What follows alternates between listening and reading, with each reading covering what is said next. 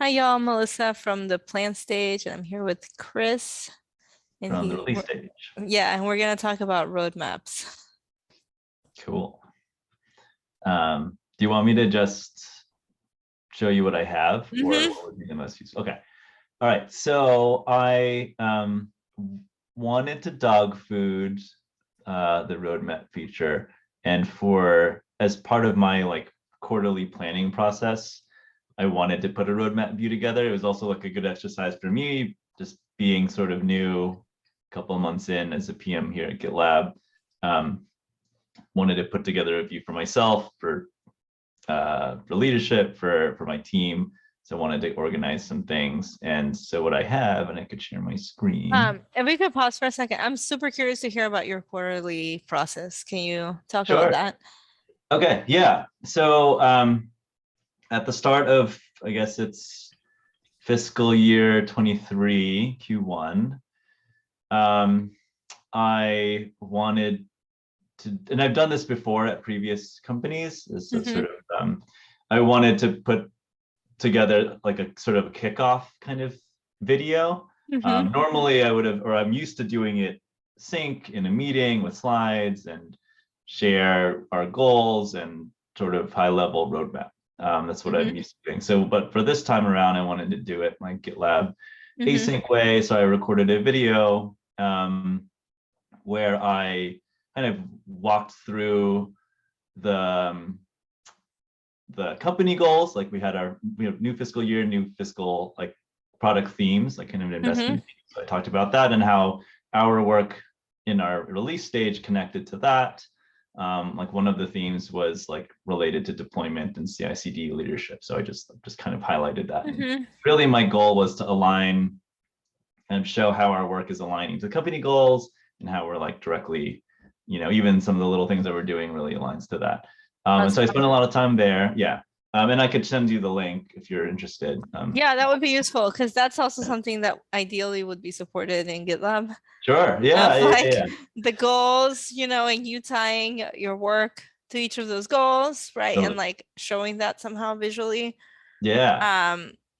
And the general idea is like every quarter you would do this, right? Where you would determine like high level epics, so to say, right, for that quarter, and then like each milestone you'd work on chipping away at that. Exactly. Yeah. And then I also, so I talked about like the vision, and I like showed on the screen like the direction pages, like in handbook, company themes, the ops on our side, the ops direction, the deployment direction that Kevin Chu put together, and then like each of my like category directions. So this is kind of a lot of like actually just like, hey, look at all this stuff, and this is how we align. I talked about metrics too. So in the ops section, we have a year goal, but like I think we set quarterly targets too. So I alluded to that.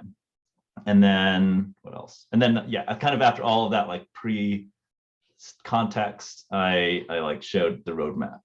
One last question. When this quarterly thing, are you only doing a quarter at a time, or are you looking out further than a quarter? For the kickoff, I'll do the kickoff quarterly. I think the main focus is the quarter. Okay. When I did it this time, I did have some stuff further out, but as you know, that stuff is less clear. Yeah. But yeah, maybe a little bit of a lookout, just like after this quarter, what's ahead, what categories we're thinking about. But I expect to refresh that each quarter. Okay, awesome. Yeah. Thank you. All right. Yeah. So let's see how you ended up with the roadmap. Yeah. So what I did here, can you see that? Okay. So this was sort of the end product, or the ends like result of all the sort of behind the scenes stuff I did. But what I do is just have a filter for my group, or I guess my stage. Technically that's a stage. And then I'll explain why I did that, but I started labeling things I wanted to show in this view with roadmap as with a roadmap label. Initially I didn't have that, and what I found was Got everything. Yeah, I got everything, stuff I didn't even know about. It was just too much, right? That we have a lot of epics, and part of it is like I could probably clean that up, but I mean, I didn't really want to touch all that stuff that was there, and I wanted to kind of basically tightly control what I wanted to show in this view. So I ended up just doing the label there. And yeah, I like you asked, I was really focused on, at the time it was like February, I guess, like February, March and April, for the quarter. I did spend a lot of time, even with doing the labels, like tweaking dates, because I sort of in general have the sequencing in my head, but you know, you can't really, as far as I know, you can't really do that in this view. And so I ended up like opening all the epics, like sort of tweaking the dates many times, actually, probably just like, and then kind of tweak the date so it looks the way I wanted it to look in this. With the start and end date being where you wanted it, or also the order of the list? Well, definitely the start and end dates, like the timing.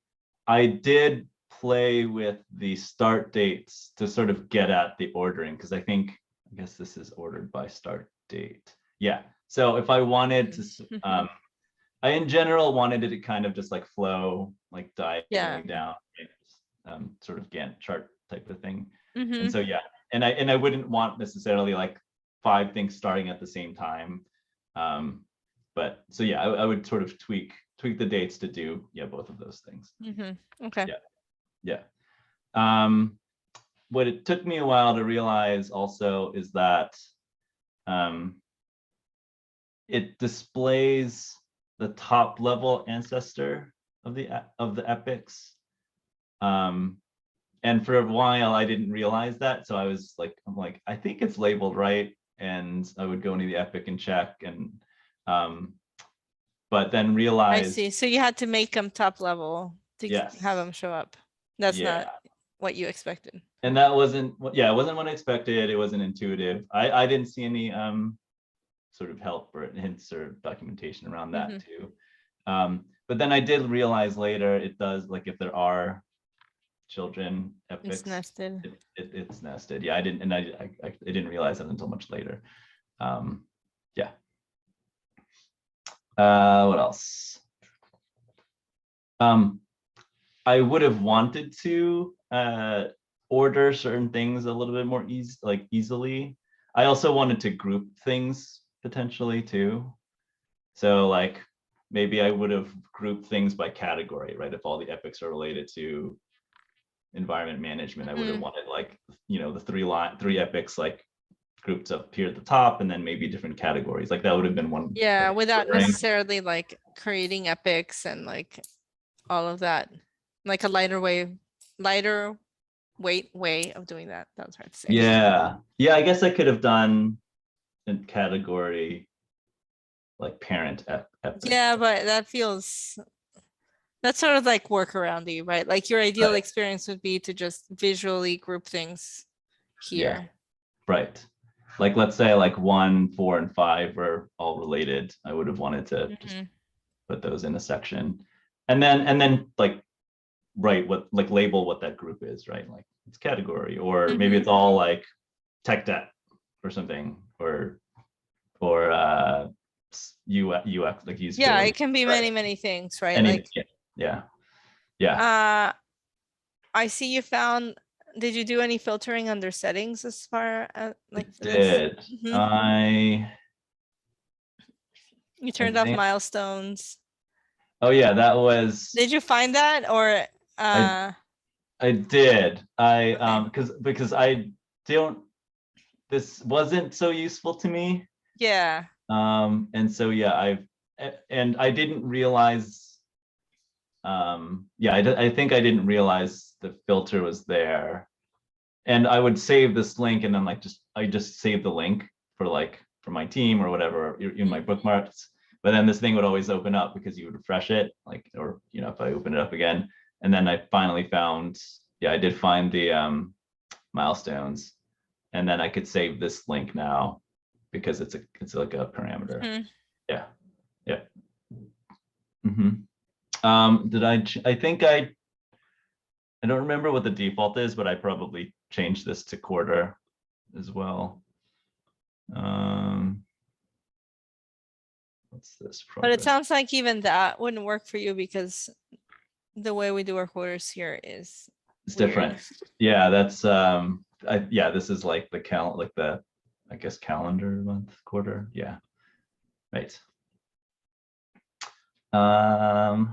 What else? So one thing that we're considering is like having an actual save for this view so you don't rely on bookmarks. That's useful. Yeah, So that you would be know. useful. Yeah. But then that insight about like what should show here is very interesting. As far as like top level epics versus nested epics.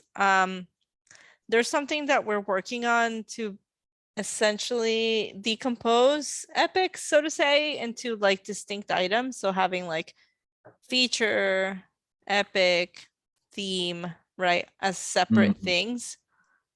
I think that might be helpful for saying like only display epics. Do you know what I mean? And then you don't rely on whether it's top level or nested. Yeah, right. And that's my mental model sort of too. It's like I just group things by theme and right, like which are can be really pretty broad, anything. So I think a pretty like generic way to group, yeah, would be good. Yeah, like you said, rather than relying on like the epic The relation. level. Yeah, exactly. Yeah. Okay, well, that was really helpful. I'm glad you were able to figure out how to use it anyway. Yeah. And your feedback's definitely very consistent with what we're hearing for customers. Cool. Yeah, I figured it wasn't like nothing groundbreaking. But, No, but that's good. I'm yeah. glad you didn't give up. And Yeah.